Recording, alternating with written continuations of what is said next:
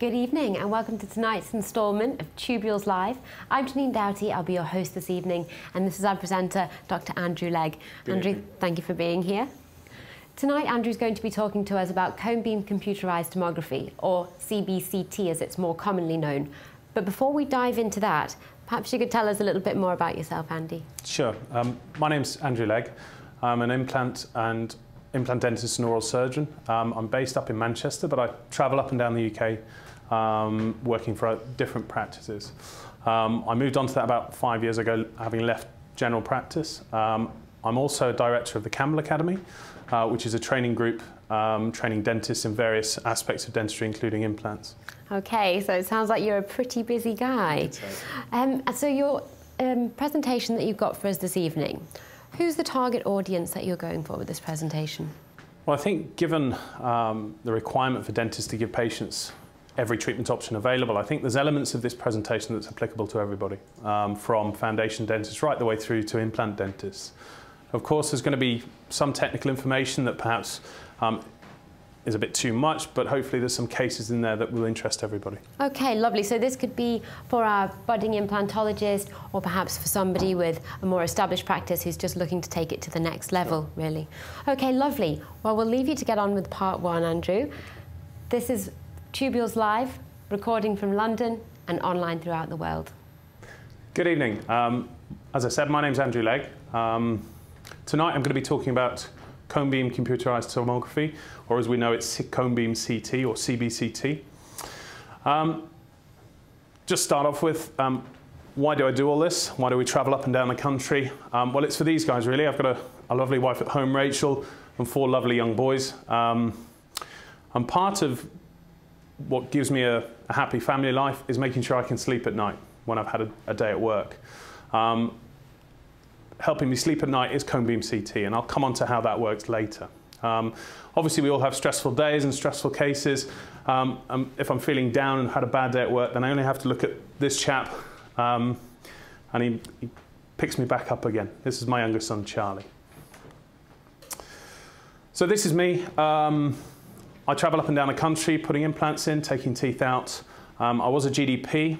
As I said, I'm now a co-director of the Campbell Academy with my colleague Colin Campbell, who, if you saw Dental Tubules last week, was live talking about other aspects of digital dentistry. I'm also an ITI member and a study club director for them as well in Nottingham. My practicing life started off in Manchester, which is where I still live. I was 10 years as a general dental practitioner with a mixed practice of NHS and private. I was a partner in this, what looks like a small practice, but was a 6-surgery mixed practice. I was a staff grade oral surgeon and a clinical teaching fellow at Manchester as well. I also carry out a PCT oral surgery list up in Wigan, which hones my surgical skills on a weekly basis. So this is me. I've travelled up to Edinburgh, down to Leeds, Peterborough, London, Bournemouth, back up to Nottingham, which I spend a lot of my time now with the Campbell Clinic. I work a day a month in Chester. I've been known to work over in Dublin, and back to Manchester. I don't travel as much as I used to, much to my wife's relief, but still travelling a fair bit. As I said, I'm a director of the Campbell Academy. I also work as a dentist, mostly doing implants at the Campbell Clinic with Colin Campbell. And this is the clinic we work at.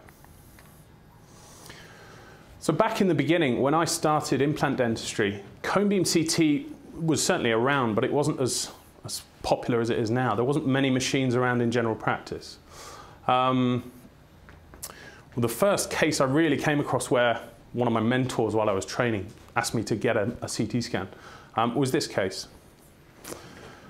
So this is a cone beam CT image, a 3D model of a patient, edentulous upper, and 3 teeth in the lower with a questionable prognosis.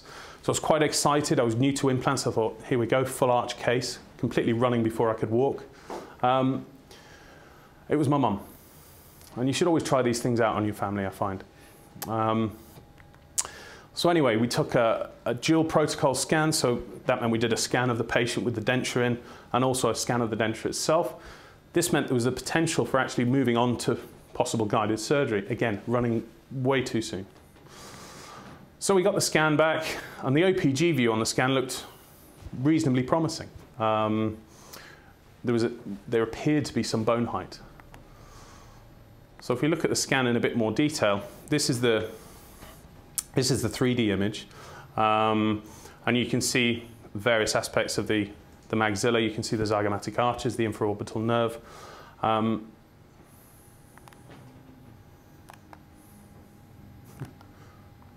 try that again.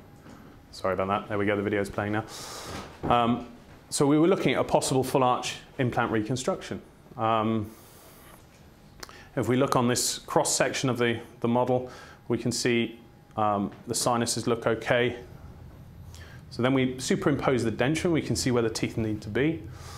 And what we'll show you now is, as we go through the scan itself, from one side to the other, let's have a look at how much bone we've got. So I was quite excited at this stage. I thought we'd have, a bit something to get my teeth into, if you pardon the phrase. So we've got nice, healthy sinuses, but a very thin sinus wall, which is starting to ring alarm bells. And then if we start to look at the ridge, we've got absolutely nothing. We've got about 2 millimeters, 3 millimeters maximum. And, as a general ballpark figure, we need 4 or 5 millimeters to get a decent implant in. So as we move right through towards the premaxilla, we can see we've got even less bone, possibly 1 to 2 millimeters. So this is starting to look like a really complex case. And bearing in mind, at this point, I'd only maybe put in 20 implants. We've got about 7 millimeters of basal bone, but only in one spot. So moving around,